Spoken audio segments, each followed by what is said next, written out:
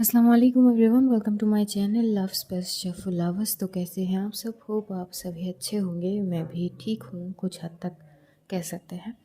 तो बिना वक्त ज़ाया किए हम शुरू करना चाहेंगे कहानी इश्क दा रंग सफ़ेद पार्ट 15 सिद्धार्थ स्टोरी से शुरू करते हैं। इधर फ्लाइट जैसे ही पहुँचती है काजल की वहाँ से लगभग आधे घंटे की दूरी पे थी उसकी घर। वहाँ से ये लोग कैब करते हैं। कैब में बैठी हुई आरुषि बहुत एक्साइटमेंट के साथ अब बहुत ज़्यादा नर्वस थी। उसकी हाथ शेक कर रहे थे। वो बस यही सोच रही थी कि जिस क्षण वो माधवी के सामने होगी न जाने क्या होगी। उसकी हालत देख के काजल उसकी ओर पानी देती है। पानी पी ले, तेरी हालत देख रही है, अगर अभी से ये हाल है तो आगे क्या होगी।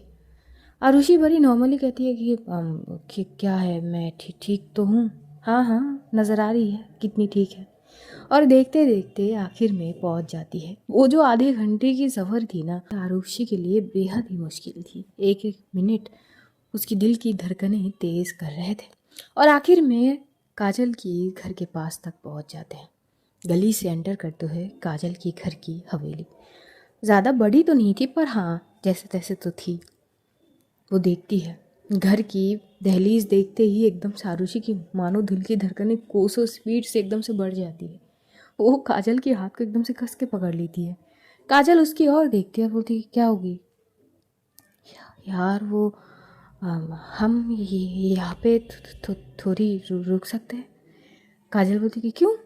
नहीं वो मतलब मुझे ना थोड़ी सी वो सांस लेने में दिक्कत हो रही है, मतलब खुले हवा।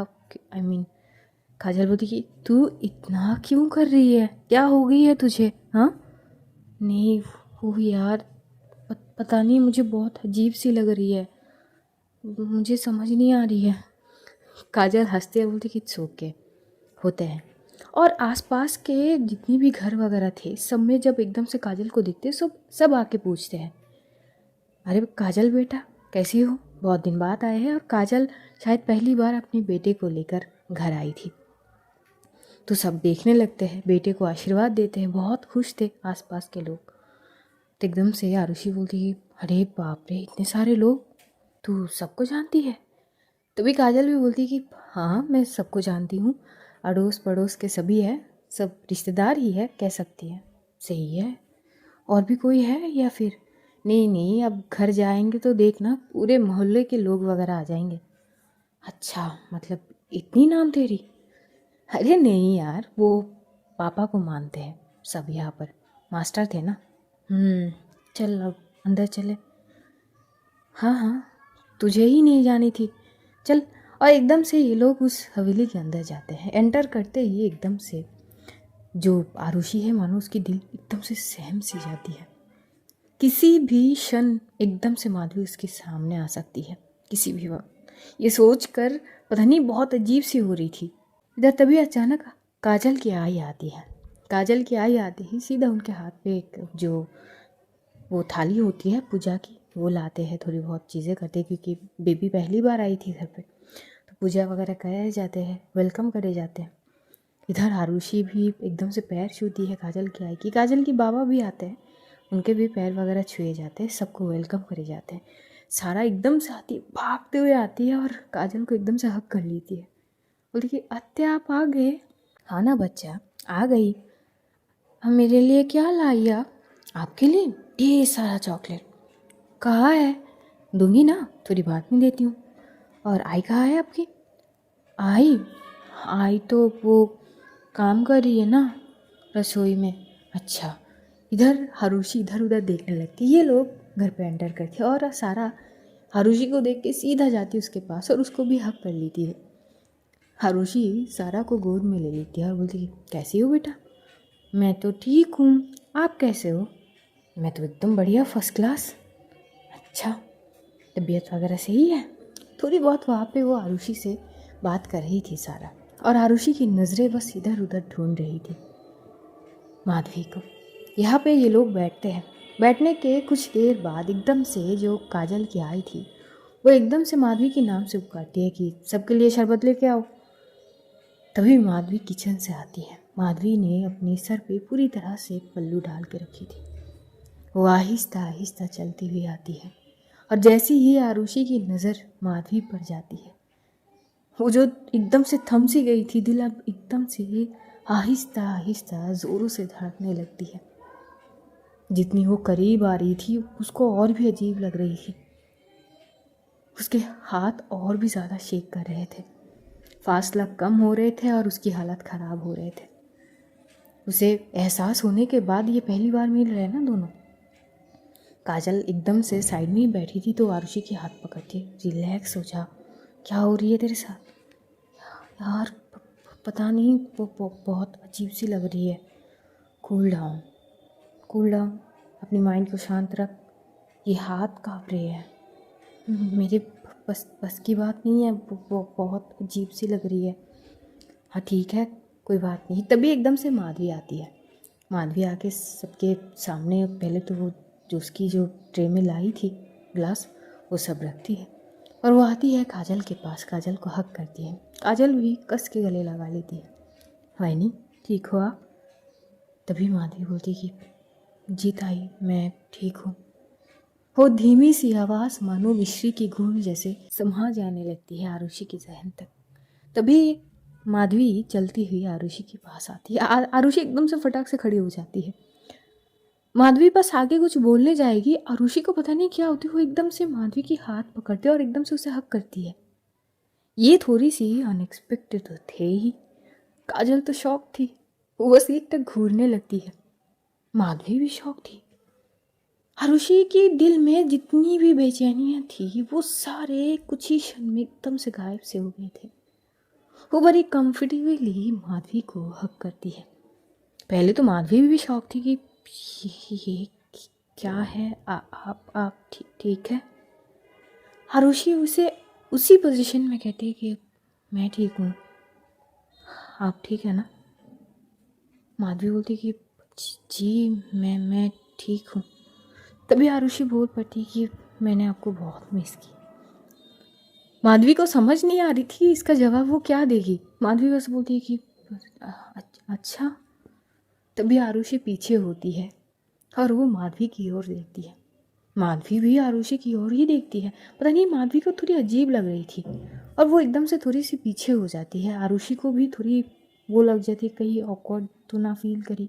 तभी आरुषि बोलती है सॉरी, वो ये मैं अगर कोई किसी से एकदम से बातचीत करूँ ना तो अगर थोड़ी बहुत डिस्टेंस आ जाए फिर अचानक से मिलूँ तो मैं हक कर लेती हूँ, बस इसीलिए हम सॉरी अगर आपको बुरी लगी तो। तभी माधवी बोलती कि नहीं नहीं ठीक है, कोई बात नहीं, आप शरबत लीजिए। आरुषि बैठ जाती है। काजल आरुषि को घूरने लगती है। आरुषि अपनी सर झुका लेती है और वो शरबत की गिलास लेती है और पीने लगती है।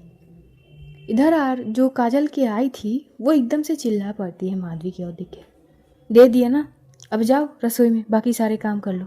तभी काजल बोलती कि आई क्या हो गई है, घर में काम करने के लोग नहीं है क्या? है लेकिन कुछ रसोई में काम वगैरह है वो कर लेना, वो कर लेंगे जो लोग हैं, उनसे भी तो कुछ कराओ। हम आए हैं, वैनी यहीं पे रहेगी। वैनी आप मेरे साथ बैठिए। माधवी बोलती कि ताई वो कुछ बनानी है, वो ख़त्म करके आती हूँ। वैनी आप मेरे साथ बैठिए। माधवी चुप हो जाती है। काजल की आई काजल के बेटे को गोद में लेके घूम रही थी तो वो थोड़ी दूसरी साइड पे चली जाती है। इधर माधवी बैठ जाती है। ताई क्या ताई? वहीनी कितनी बार बोली है ताई, अभी अभी आई है आप, शांत हो जाइए, कोई बात नहीं, सारे काम ख़त्म हो चुके हैं, बस वो एक सब्जी चढ़ानी बाकी है और उसके बाद मेरे रसोई के काम ख़त्म। आप नाराज़ मत रहिए ऐसे और आई से गुस्सा मत करिए। ये सब बोल बोल के ना वहीनी आप ही ने सर पे चढ़ाई है उन्हें। इधर जो आरुषि है वो देखती है जो माधवी है उसके हाथ पे कुछ छाले पड़े हुए हैं, तो क्योंकि वो बगल में ही बैठी थी वो क्या करती है, काजल उसके साइड में बैठी थी और काजल के दूसरे साइड पे माधवी, वो काजल के ऊपर से होके हल्की सी माधवी की हाथ को छूती है, जिस जगह पे छाले आए हुए थे उस जगह पर टच करती है। अरे यहाँ पे तो जल सी गई है, छाले पड़ गए। आपने कुछ लगा ही नहीं। माधवी तुरंत हाथ पीछे कर लेती है, आरुषि अपनी जगह पर आ जाती है। काजल भी बोलती है ये कैसे हुई? वो ताई वो लग गई थी थोड़ी कढ़ाई। ऐसे कैसे? और आपने कुछ लगाया भी नहीं? नहीं ताई ठीक है ना, कोई बात नहीं। और उसके बाद इन लोगों को कमरे में लिए जाते हैं। काजल को फ्रेश होनी थी, आरुषि को भी फ्रेश होनी थी। इधर आरुषि की हाथ पकड़ के रखी थी सारा। वो बोलती है कि अरे टीचा आंटी आप मेरे साथ थोड़ा खेलो ना।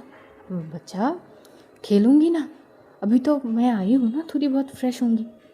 इधर तभी माधवी की जो सास है वो माधवी की ओर देखते हुए बोलती कि इनको लेके जाओ कमरे में।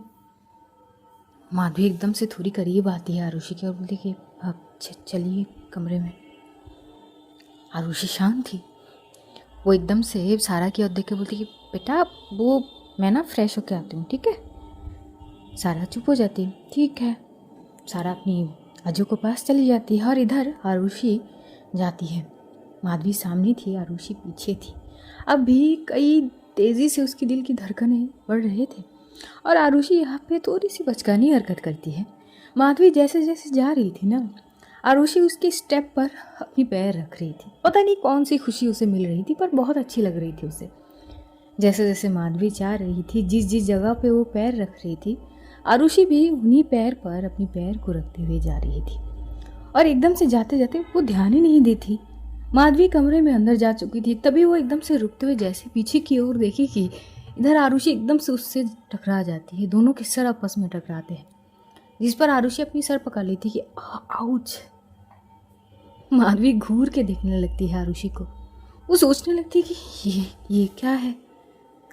तभी आरुषि अपनी आंखों को खोलते हुए माधवी की ओर देखती है, तो देखती है माधवी उसे घूर के देख रही है। तभी आरुषि बोलती है मैम सॉरी, वो मैंने ध्यान नहीं दी थी। सॉरी, वो आपको लगी तो नहीं ना? नहीं ठीक है, आप थोड़ा ध्यान रखिए। जी जी जी जी। तभी आरुषि की ध्यान कमरे में जाती है। वो ऑलरेडी कमरे के अंदर थी। वो इधर उधर देख रही थी। कमरे में थोड़ी बहुत अंधेरा तो थी ही। आरुषि एंटर करती है, बैक साइड में से रखती है, तो माधवी एकदम से एक स्विच ऑन करती है और स्विच ऑन करते ही कमरे की लाइट ऑन होती है। मानो कि फिर भी थोड़ी बहुत रोशनी कम है, धीमी सी रोशनी है। जितनी रोशन होनी चाहिए उतनी है नहीं। आरुषि इधर उधर देख रही थी कि उसकी आंखें एकदम से बड़ी हो जाती है एक जगह पे जब उसकी नजरें जाती है। बेड साइड के बिल्कुल थोड़ी ही पास में ऊपर की ओर दीवार पे एक फोटो लगाई हुई थी, जिसे देखते हुए उसकी आंखें बड़ी हो जाती है और वहीं पे वो स्ट्रेट खड़ी हो जाती है। वो बस एक टक उस पिक्चर की ओर देख रही थी। थोड़ी बड़ी फ्रेम करी हुई थी वो पिक्चर, और वो पिक्चर में माधवी और शायद उसका हस्बैंड थे। दोनों के शादी के पिक्चर थे। आरुषि बस एक टक उस पिक्चर की ओर देख रही थी। तभी साइड में देखती है, बेड साइड पे सारा की बहुत सारे पिक्चर हैं छोटे छोटे फ्रेम में। आरुषि समझ नहीं पा रही थी कि गलत कमरा में आ गए है क्या। तो एकदम से वो थोड़ी सी पीछे पलटती है माधवी की ओर, तो साइड में कुछ कपड़े नज़र आते हैं उसको, सफ़ेद साड़ी, दुपट्टा। तो वो समझ जाती है कि शायद सच में वो गलत कमरे में आ गई है। तभी वो माधवी की ओर देख के बोलती कि वो ये कमरे में मैं रहूँगी। आई थिंक अगर मैं गलत ना हूँ तो ये कमरा आपकी है। जिस पर माधवी बोलती है कि जी कमरा मेरी है, पर फिलहाल आप इसमें रहेंगे।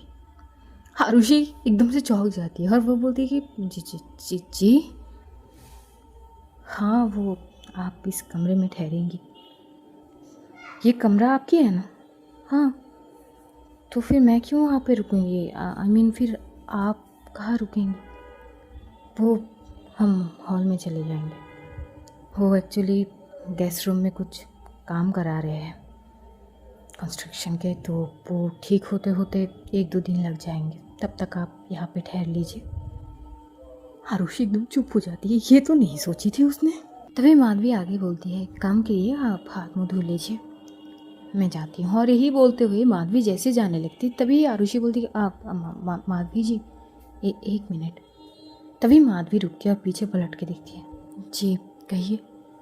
आप कमरा आपका है, आप ठहरिए, अगर गेस्ट रूम की इशू है तो 2 दिन की बात है ना, तो मैं हॉल में चली जाती हूँ, बस एक कोना ही तो चाहिए। आप और सारा यहीं पे रुकिए, मैं जाती हूँ। तभी माधवी बोलती कि नहीं, वो अगर आईने कही है तो आप यहाँ पर ही ठहरेंगी। तभी वो फिर से जाने लगते हैं। आरुषि बोलती कि ऐसे तो मेहमान का अनादर होती है ना। माधवी फिर पलट के देखती है, क्या मतलब? नहीं, मैं तो गेस्ट हूँ ना, तो गेस्ट की बातें भी सुननी चाहिए ना वैसे, वरना तो ये सही नहीं है ना। एक काम कर सकते हैं। और तभी वहाँ पर काजल आती है। काजल माधवी से बात करने के लिए आई थी, और जैसे वो कमरे में एंटर करती तो देखती है यहाँ पे ऑलरेडी आरुषि है। वो थोड़ी शॉक्ड होती है, तू यहाँ पर क्या कर रही है? इधर आरुषि जैसे ही काजल को देखती है, वो एकदम से काजल के पास आती है और बोलती कि शुक्र है तू आ गई। काजल भी बोलती कि वो तो ठीक है, तू यहाँ पर क्या कर रही है? अरे वो तेरी वही बोल रही है कि मैं यहाँ पे ठहरूँ। यहाँ पे ठहरू का मतलब क्या मतलब है वहीनी? तभी माधवी वो पूरी बात बोलती है कि एक्चुअली गेस्ट रूम जो है उसके कुछ कंस्ट्रक्शन के काम है, रिपेयर की, वो ठीक होते होते 1-2 दिन लग जाएंगे, तो 1-2 दिन तक वो इस कमरे में रहेगी। तभी काजल बोलती है अच्छा, तो आप और सारा? तभी माधवी बोलती कि सारा तो आई बाबा के साथ रह लेगी, मैं हॉल में रह लूँगी। तभी आरुषि बोलती कि यही तो मैं बोल रही हूँ, मैं हॉल में चली जाती हूँ, बस एक कोना चाहिए मुझे, और तेरी वाहिनी यहाँ पे रुक सकती है। सारा का भी तो सोचनी चाहिए ना। इधर काजल आरुषि को घूरने लगती है। आरुषि इशारा कर रही थी कि बस ऐसे में मुझे नहीं सोनी है, प्लीज़। तभी काजल बोलते कि वहीनी, आपको हॉल में ही सोने की क्या ज़रूरत है? आप इसी कमरे में फ्लोरिंग करके सो सकती हो ना सारा के साथ। माधवी चुप हो जाती है। आरुषि घूर के देखने लगती है काजल को। तभी काजल की आई भी आते हैं। क्या हुआ, अभी तक हुआ नहीं है? तभी काजल बोलती कि आई, वो मैं कह रही हूँ कि वहीनी को खामखा हॉल में जाने की क्या ज़रूरत है, वो इसी कमरे में फ्लोरिंग करके सो जाएगी ना। तभी काजल की आई भी बोलती कि हाँ, ये भी हो सकता है, बस वो जैसे जैसे वो कमरा तैयार हो जाए ना तो तेरी दोस्त को वहाँ पर शिफ्ट कर देंगे। तभी आरुषि बोलती है कि अरे आंटी, मैं सो सकती हूँ हॉल पे, मुझे कोई इशू नहीं है। अरे नहीं नहीं बेटा, ऐसे कैसे, तुम मेहमान हो हमारे घर के। इधर आरुषि अलग ही कश्मकश में थी। एक ही कमरे, यहाँ पे थोड़ी अजीब सी सिचुएशन हो जाता है। तो माधवी भी बोलती है कि ठीक है ताई, तो ऐसे ही करूँगी। एक काम करिए, आप फ्रेश हो जाइए। और माधवी वहाँ से निकल जाती है। काजल की आई भी एकदम से वहाँ से जाती है। इधर आरुषि एकदम से काजल की ओर जाती है, बोलती तू पागल है क्या? हाँ, मैं चली जाती ना हॉल में, क्या दिक्कत थी? तभी काजल भी बोलती कि तुझे क्या दिक्कत है? हाँ, तू नहीं चाहती कि वही हॉल में जाके सोए? हाँ तो पर यहाँ पे तो क्या हुआ? I trust you. ये बात सुनती है आरुषि चुप हो जाती है। वो काजल को घूर के देखती है। यार ट्रस्ट वाली क्या बात है यार, बात ऐसी नहीं है। काजल उसकी शोल्डर पर टैप करती है। आई नो, मैं तेरी भावनाओं को समझ रही हूँ, तो रिलैक्स रह, अब जाके अच्छे से फ्रेश हो जा, चल। तभी काजल वहाँ से चली जाती है। इधर आरुषि जाती है। आरुषि जाने से पहले उस तस्वीर की ओर एक बार और नज़र डालती है। वहाँ पर कुछ देर तक देखती है। कितनी खुश थी ना पहले की माधवी और अब की माधवी के अंतर ज़मीन आसमान का फ़र्क है। फिर वो अपने बैग से कपड़े निकालती है, अच्छे से फ्रेश वगैरह हो लेती है। फ्रेश वगैरह होके वो भी एकदम से कमरे से निकलती है। निकलते हुए ये लोग हॉल में आते हैं। सब लोग इकट्ठे बातचीत वगैरह कर रहे थे, और देखते देखते ऑलमोस्ट दोपहर हो चुके थे। लंच टाइम थे तो खाना लगाए जाते हैं सबके लिए। और वहाँ पे होते ना, कोई टेबल नहीं थे वहाँ पे, एकदम से वो मैट जैसा कुछ होते हैं वो बिछाए जाते हैं, वहाँ पर बैठ के खाना खाने पड़ते हैं। अब खाने के आइटम देख के आरुषि एकदम से चौंक जाती है। वो काजल की ओर देखने लगती है कि यार इतने सारे आइटम, मतलब क्या छोड़ के क्या खाऊं? काजल थोड़ी सी हंसती है और बोलती कि यहाँ ऐसे ही होते हैं। तो माधवी जो आती है, सर पे पूरी पल्लू डाल के आती है, चेहरा तक प्रॉपर दिख नहीं रही थी। एक्चुअली जो राजीव था वो वहाँ पर बैठा हुआ था, इसीलिए माधवी पूरी तरह कवर करके आई थी। और आके सबकी और ऐसे खाना परोसने लगती है। रोटी दिए जाते हैं सबकी थाली पर, उसके बाद एक एक करके सब्जी भी। अब सब्जी तो इतने सारे हैं, कौन सा छोड़ के कौन सा ले। आरुषि के थाली पर 3-4 सब्जी ऑलरेडी दिए गए थे। आरुषि बोलती बस इतने सारे हैं, मतलब कौन सा छोड़ के कौन सा खाऊं मैं। जिस पर माधवी धीमी सी आवाज़ में कहती है, आप सब चख के देखो एक एक करके, आपको अच्छी लगेगी। आरुषि आगे कुछ बोलती नहीं है। इधर माधवी दूसरी तरफ जाती है। काजल बोलती कि अब तो कुछ बोली नहीं जा रही है तुझसे। अरे वो क्या, वो चुप से ना खा, मैं समझ रही हूँ चीज़ें। इधर आरुषि रोटी को तोड़ते हुए वो खाना खाने लगती है। वहाँ पे भिंडी मसाले थे और भी कुछ थे, और एक अलग टाइप की वहाँ पे कुछ थे जो वो पहचान नहीं पा रही थी। एक एक करके वो सारे खाती तो है, लेकिन जब उसमें से वो थोड़ी सी रोटी से लगा के खाती है तो वो बहुत ज़्यादा टेस्टी थी, उसे बहुत पसंद आती है। अब वो खाते खाते बोलती है, अरे वाह, ये गजब का है, ये कौन सी चीज़ की सब्ज़ी है। तभी एकदम से वहाँ पर काजल की आई भी बैठी हुई थी। वो बोलती कि बेटा ये झुनका है। झुनका क्या होती है। तभी काजल बोलती कि ये यहाँ के स्पेशल है, बाकी चीज़ तुझे वहीनी समझा देगी, क्योंकि ये वहीनी की हाथ की है, वहीनी ने ही बनाई है जहाँ तक मुझे पता है। क्यों है। तभी काजल की आई बोलती कि हाँ, सारे उसी ने बनाए हैं। आरुषि को सुन के बहुत अच्छी लगती है, बल्कि वो कुछ ज़्यादा स्पेशल थी और बहुत मज़ेदार भी। वो 2 रोटी यम यम करके खा लेती है, बहुत स्वादिष्ट थी खाना। और खाने के बाद एकदम से बोलती कि खाना बहुत ज़्यादा अच्छी थी, आप अच्छी खाना बना लेती है। जिस पर माधवी की कोई भी रिएक्शन थी नहीं। यहाँ पे आरुषि नोट करती है, सब खा रहे थे, बचे थे तो केवल माधवी। वो अभी तक खाना नहीं खा रही थी, बैठती भी नहीं है।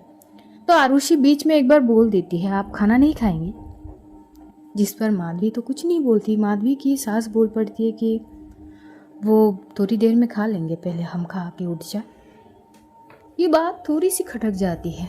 आरुषि काजल की ओर देखती है। काजल भी बोलती है, क्यों आई, मैंने आप बैठी। माधवी भी मना कर दी थी कि नहीं ताई, वो मैं बाद में खाती हूँ, आप सब खा लो। वही होते हैं, जैसे ही सबके खाना वगैरह ख़त्म हो जाते हैं, राजीव जो है वो वहाँ से उठ जाता है।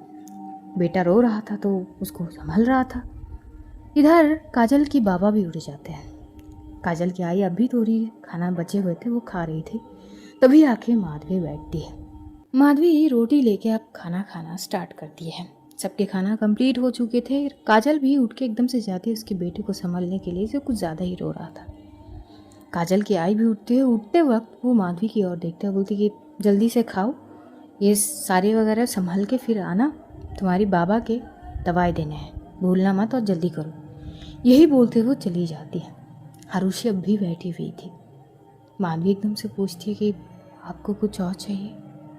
आरुषि बोलती है नहीं, वो आप खाइए, आराम से खाइए। माधवी खाने लगती है। इतनी सुकून आज तक आरुषि को कभी महसूस ही नहीं हुई जितनी वो माधवी को खाते वक्त देख रही थी, उसे फील हो रही थी। बहुत अच्छी लग रही थी। वो बस एक माधवी को देख रही थी। इधर कुछ ही देर में काजल की आई फिर से आवाज़ लगाती है माधवी को। माधवी की अभी भी एक रोटी कंप्लीट भी नहीं हुई थी कि वो एकदम से उठने लगती है। आरुषि बोलती है, अरे आप खाना खा लीजिए ना, वो बाबा की दवाई की वक्त हो गई है तो वो दवाई देना ज़रूरी है। और यही बोलते हुए वो बस उठने लगती है। तभी आरुषि बोलती है, पर ऐसे खाने को छोड़ना नहीं चाहिए, आप कंप्लीट करके जाइए। और तभी काजल अपने बेटे को लेके आती है गोद में, बोलती है क्या हुई। तभी माधवी बोलती कि ताई वो बाबा की दवाई, हाँ ठीक है मैं दे के आती हूँ, आप आराम से खाइए। काजल चली जाती है।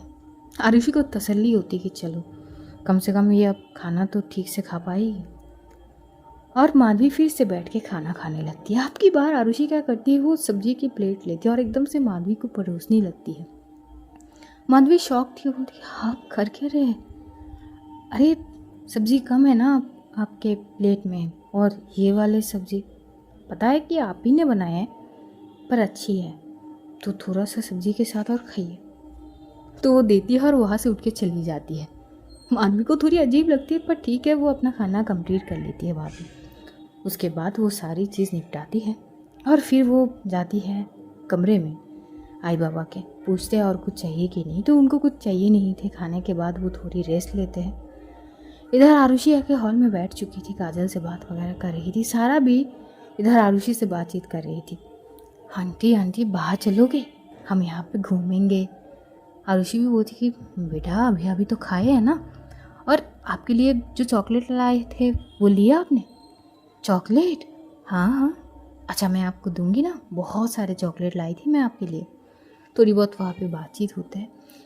काजल बहुत सारी चीज़ें बताते हैं इस घर के बारे में, उसकी बचपन, सारी चीज़, भाई के साथ जितनी भी यादें जुड़ी थी वो सारी चीज़ बता रही थी। इधर अचानक से माधवी जैसी आती उस जगह पर, काजल चुप हो जाती। काजल को पता थी भाई के बात सुनने के बाद माधवी थोड़ी सी मायूस हो जाएगी। ये चीज़ आरुषि भी समझ गई थी। तो वहाँ पर माधवी आके बैठती है और वो पूछती है कि ताई और कुछ खाएंगी? बहनी इतना भर भर के खिलाई है आपने, जगह बची है पेट में, और कुछ खाऊंगी कि नहीं? आप बैठ जाइए। और ये हाथ की चीज़ें लगाई कुछ यहाँ पर? हाँ वो लगा लिया है। और ध्यान रखा कीजिए आप खाना बनाते वक्त। और घर पे काम करने के लिए लोग नहीं रखे थे क्या आईने? वो ताई रखे थे, वो गाँव गए हैं। अच्छा तो गाँव गए हैं तो उसके बदले में कोई है नहीं क्या अड़ोस पड़ोस से? ताई अपने घर में काम करने के लिए बाहर लोगों की क्या ज़रूरत है? यही सारी चीज़ से ना आई को बढ़ावा मिलती है। ना आप समझती है और ना वो समझना चाहती है। माधवी यहाँ पर कुछ नहीं बोलती है। थोड़ी बहुत वहाँ पे बातचीत होती है तो एकदम से काजल आरुषि की ओर देखकर बोलती कि तू जा थोड़ी सी रेस्ट कर ले। आरुषि बोलती कि हाँ वो घर पे भी बात करनी है थोड़ी। हाँ ठीक है, तू कमरे में चली जा। आरुषि उठती है और कमरे की ओर आती है। जब भी कमरे में आती है उसे पता नहीं बहुत अजीब सी लगती है। इस कमरे में आती है, बेड साइड पे आती है और बेड पे बैठती है, मानो होते हैं ना कि इस बेड पे माधवी सोती है, तो वो अलग सी वाइब्स थी। वो अपनी फ़ोन निकालती है और कॉल करती है घर पे जैसे ही कॉल करती है उसकी मम्मी फ़ोन उठाती है, और फ़ोन उठाती है वो पूरी बरस पड़ती है। कब पहुँची तुम वहाँ पर? हाँ बतानी भी होती है कि माँ मैं यहाँ पे पहुँच गई हूँ, ठीक से पहुँच गई हूँ, सब परेशान है घर पे। अरे मम्मी क्या हो गई, ठीक से आ तो गई थी, मैंने कॉल करी थी ना दिया के नंबर पे, फ़ोन तो उठाया ही नहीं उसने। दादाजी के नंबर पे भी कॉल करी थी, दादाजी भी नहीं उठाए, तो अब कर रही हूँ ना। अच्छा मेरे नंबर नहीं दिखे तुम्हें? मेरे मोबाइल के नंबर नहीं है तुम्हारे पास? मम्मी आप भी ना क्या बात की बतंगड़ बना रही हो। सही सलामत पहुंच गए हैं, अच्छे से नहा धो के अब खाना भी खा लिया है, तो आप सोचिए कि थोड़ा सा बात कर लेते हैं। हाँ हाँ ठीक है ठीक है, कुछ चीज़ ठीक से करो और ध्यान से। हाँ मम्मी पता है, और कर ली थी ना मैं कॉल थोड़ी बहुत। वो अपनी मम्मी से बातचीत वगैरह करती है। उसके बाद जो उसके भाभी थी पूर्वा, वो भी थोड़ी बातचीत करती है और वहाँ पे काजल आती है। काजल देखती है कि वो कॉल पे बात कर रही थी, तो वो एकदम से बातचीत ख़त्म करके कॉल डिस्कनेक्ट करती है। आरुषि बोलती कि हाँ बोलना, कुछ बोलेगी? तू ठीक है, यहाँ पे एडजस्ट कर पाएगी ना? देख आई नो कुछ फीलिंग्स जो तू अभी अभी महसूस करना स्टार्ट करी है, तू समझ रही ना मैं क्या बोलने की कोशिश कर रही हूँ? तभी आरुषि काजल के हाथ पकड़ती है। मुझ पे यकीन रख सकती है, आई नो माई लिमिट्स, और मैं अपनी लिमिट्स क्रॉस नहीं करूँगी। तभी काजल बोल पड़ती, पागल, उस बारे में बात करने के लिए नहीं आई हूँ मैं बस ये बोलने के लिए आई हूँ। देख मुझे इतना तो पता है ना कि तू बहनी को समझाएगी, लेकिन जो भी समझाएगी ना ध्यान से, ऐसा ना हो कि वो थोड़ी बहुत भड़क जाए।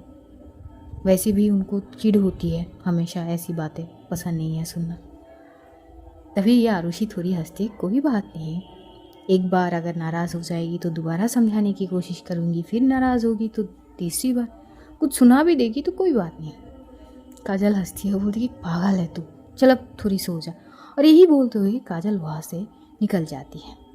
कुछ देर तक काजल भी थोड़ी बहुत रेस्ट ले लेती है, लेकिन लगभग आधे या 1 घंटे के बाद घर में एकदम से टहल चहल मच उठती है। एकदम से सबके नींद टूट जाते हैं लोगों की आवाज़ से, और जैसे ही सब कमरे से बाहर होती है, आरुषि भी कमरे से बाहर आती है। काजल भी तो देखते हैं घर में बहुत सारे लोग हैं। एक्चुअली काजल घर पे आई है, ये बात जिन जिन लोगों को पता नहीं थी उन लोगों को भी पता चल चुके थे और सब आ गए थे काजल से मिलने के लिए। पूरा घर भर चुके थे। आरुषि सबको देख के एकदम से साइड खड़ी थी। माधवी भी उसी साइड पे थी। तो आरुषि एकदम से बोलती है, ये इतने इतने सारे लोग आप सबके रिश्तेदार हैं क्या? माधवी बोलती कि नहीं, वो ताई बच्चा होने के बाद पहली बार आई है ना, तो इसीलिए सब देखने के लिए आए हैं। अच्छा, इतने सारे लोग, मतलब हम तो ठहरेंगे ना कुछ दिन, मतलब आज ही के दिन सब आके देखने पड़ेंगे, ऐसा कोई कंपलसरी है क्या? जिस पर माधवी कोई जवाब नहीं देती है। माधवी किचन साइड पे चली जाती है। अब सबको कुछ ना कुछ तो देनी पड़ेगी। उधर आरुषि खड़ी थी। काजल आरुषि को बुलाती है और वहाँ पे बहुत सारे रिश्तेदार भी थे, तो वो पहचान करा देती कि ये मेरी दोस्त है। आरुषि को भी पहचान करा देती है कि कौन रिश्तेदारी में क्या लगता है। और ये सारी पहचान, सारी चीज़ों में ना लगभग 20 मिनट बीत जाते हैं। वहाँ पे माधवी सबके लिए शरबत लाती है और वहाँ के जितने भी लोग थे ना, नज़रिया थोड़ी अलग ही थे। माधवी को पता नहीं अलग नज़रिया से देख रहे थे। आरुषि की ध्यान तो माधवी पर ही थी और आसपास की चीज़ें भी वो काफ़ी नोट कर रही थी। माधवी अकेले कर रही थी चीज़ें। एकदम से आरुषि उठती और माधवी की मदद करने लगती कि अरे मैं मदद करती हूँ। माधवी मना करती कि नहीं नहीं, आप बैठिए, मेहमान है। हाँ, तो कहीं पे लिखी है क्या कि मेहमान मदद नहीं कर सकते क्या? आप भी वो मदद करती है, वो भी सबको थोड़ी बहुत चीज़ें देने लगती है। ये चीज़ काजल की आई को पसंद नहीं थी। और जैसे ही वहाँ से सारे मेहमान वगैरह चले जाते हैं मिल के, शाम तो हो ही जाता है, तो जाने के बाद ही वो थोड़ी बहुत माधवी को सुना देते कि घर के मेहमान है, मेहमान से काम कराए नहीं जाते, नहीं पता है क्या तुम्हें? नहीं हो गई हो क्या? अब जब आरुषि ये बात सुनती है तो उसे थोड़ी सी बुरी लग जाती है। उसने तो जिद करी थी। वो समझाती है कि देखिए आंटी, बात ऐसी नहीं है, वो अकेली कर रही थी तो मैंने सोची कि मैं थोड़ी हेल्प कर देती हूँ, बस इसमें उनकी क्या दोष है? उन्होंने तो मुझे मना करी थी कि मत करिए, मैंने ही करी। मैं आगे से ध्यान रखूँगी, आप उनको कुछ मत कहिए। इधर काजल भी, इन दोनों माँ बेटी की हर बात पे थोड़ी ना थोड़ी बहस हो ही जाती है, क्योंकि काजल की आय हमेशा से ही माधवी को नीचा करने की कोशिश करती है, जो काजल को पसंद नहीं थी। अब देखते देखते रात होते हैं। जितने भी रिश्तेदार थे जो रुके थे उनसे बातचीत वगैरह होते हैं। कुछ लोग चले जाते हैं, एक आध दो लोग ठहरे हुए थे उनसे भी बातचीत होते हैं। अब रात की खाना वगैरह खा लेते हैं 9 बजे तक ये लोग, और वो भी होते हैं। खाना खाने के बाद जो एक आध दो ठहरे हुए थे वो भी जा चुके थे। अब बारी थी सोने की, लेकिन सोने से पहले आरुषि एक बार अपने पापा और भाई से भी बात कर लेती है, सबसे इकट्ठे बात कर लेती है थोड़ी। और उसके बाद नैना को कॉल करे जाती कि हम आ चुके थे। नैना की जो फंक्शन थी वो एक दिन बाद की थी, यानी कल के बाद परसों से शुरू होगी चीज़ें। तो नैना बोलती कि ठीक है कल आ जा। तभी आरुषि बोलती कि आप वो तो काजल ही बता सकती है ना। चल ठीक है, बात करते हैं कल। वो कॉल डिस्कनेक्ट करती है। इधर आरुषि बेड पे थी, वो एक बुक पढ़ रही थी। काजल आती है, थोड़ी बहुत बात होती है और वो बोलती कि चल अब सो जा, सुबह बात करेंगे। अब देखते देखते 11 बज चुके थे। 11 बजते ही माधवी आती है सारा को गोद में लेते हुए। सारा गोद में ही सो चुकी थी। माधवी आती है, पहले सारा को बेड पे एकदम से सुलाती, तो आरुषि एकदम से थोड़ी उठ के बैठ जाती है और माधवी धीरे धीरे अब फ्लोर पे बेडिंग करने लगती है। आरुषि एकदम से बोलती है एक काम करिए ना प्लीज़, आई रिक्वेस्ट, मैं फ्लोर पे सो जाती हूँ ना, मुझे अच्छी लगेगी, आप और सारा बेड पे प्लीज़। माधवी बोली कि जी नहीं, इसकी ज़रूरत नहीं है, हम नीचे सो सकते हैं। नहीं नहीं, वो मुझे पता है, मैं भी सो सकती हूँ, मुझे कोई दिक्कत नहीं है, आप प्लीज़, आई रिक्वेस्ट, आप बेड पे सो जाइए ना सारा के साथ। मेरी बस छोटी सी जगह होगी तो मैं करूँ बेड। तभी माधवी बोलती कि जी नहीं, आप जहाँ पर हैं।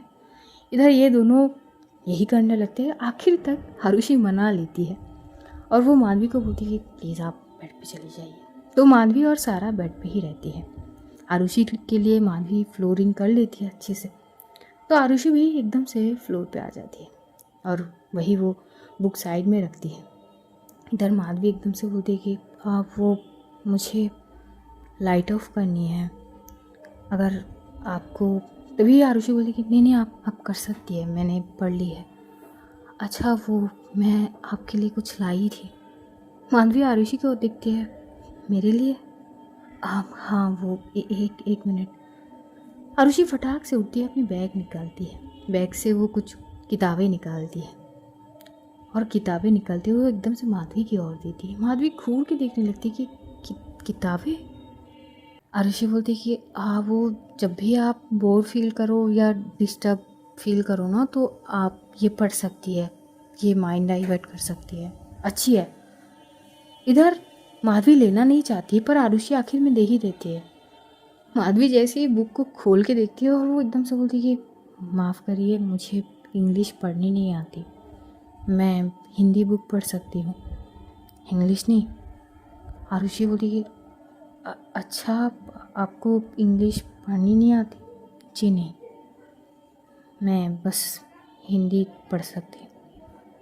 आगे आरुषि कुछ नहीं बोलती, माधवी वो बुक आरुषि के हाथ में पकड़ा देती है। आरुषि थोड़ी मायूस हो जाती है क्योंकि उसने बहुत सोच समझ कर कुछ बुक लाई थी माधवी के लिए, कुछ हद तक मोटिवेट कर सकती है माधवी को। यही सोचती हुई निराश हो जाती है कि यार ठीक है कोई बात नहीं। वो एकदम से बोलती कि सॉरी वो मुझे नहीं पता थी, कोई बात नहीं आप सो जाइए। और कुछ चाहिए आपको? नहीं नहीं नहीं आप सो जाइए। तो आज कहानी हम यहीं पर ख़त्म करते हैं। अब जानेंगे आगे एपिसोड में क्या होती है। तब तक अपना ध्यान रखिए, अपनों का ध्यान रखिए, ढेर सारा प्यार बांटिए, खुश रहिए, खुशियाँ बांटिए। Love you all guys, see you soon. बहुत जल्द फिर मुलाकात होगी, तब तक के लिए टाटा बाय बाय।